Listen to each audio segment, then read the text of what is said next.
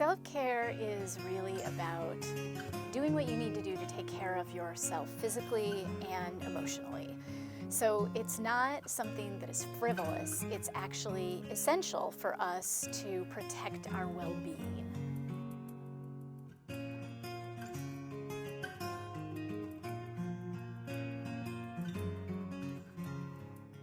Taking care of self is critical. This is hard work, really hard work.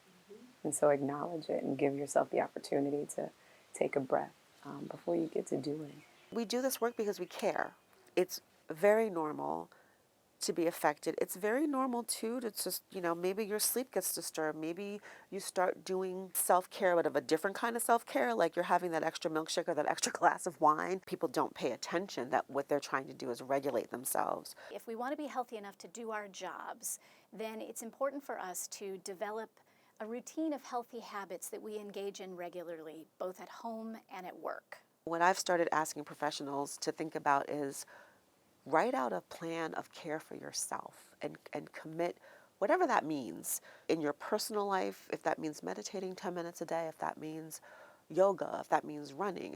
I think just, finding something that feels good to you and trying to do that a few times a week. I would say every day if you could, and it could be something as simple as, reading. If that's what you like to do, then make sure you carve that half hour or an hour a day to give to yourself. If it's working out, then that's what you do. If it's taking a walk, if it's playing with your pets, with your kids, with whatever it is that you really, truly enjoy, and then trying to be present.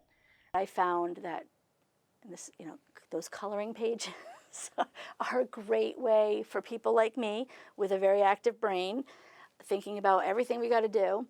That's a nice way, put on some nice music and just take 10 minutes and do some coloring. That is a nice way to just sort of step back and kind of quiet your brain a little bit. The body scan is a tremendous thing, scanning every part of your body from your toes to your head and relaxing everything, and then when you're done, you realize that when you do it, the more you do it, the more you can focus and be in the present moment, because our minds are just scattered to here, there, everywhere. The thought of taking that mindful minute and clearing your mind before you start work could be helpful, to just clear your mind and sit quietly and just be for a moment before you have to do the doing that's necessary for you to support these families. You really have to think about, what am I doing on a daily basis while I'm at work to take care of myself? What kinds of supports am I seeking out to ensure that I can be effective in my job? Who am I finding that I can talk to process the stress that I face so that I can continue to do what I need to do to be there for children and for families? I think it's critical to really try to find safe space where you can process your experience and talk about it and talk about the feelings, because there's a lot of feelings involved in this work. Talk about that honestly and frankly, about when this child does this behavior, this is what happens to me. And describe the symptoms, describe what it feels like to get escalated, and get aware of that. It's that parallel process that we talk about. If we want to provide the best social emotional support for children, then we need to be getting that kind of support from someone as well.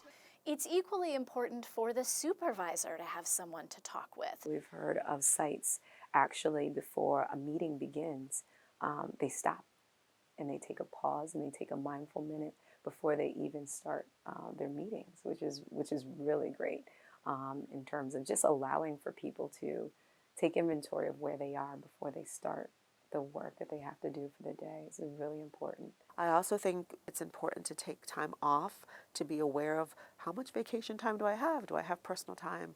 Is there a mental health day possible? And I think organizations need to be able to recognize in their staff when they're pushed to their limits. If you need a day off, a mental health day, just take it, It's okay.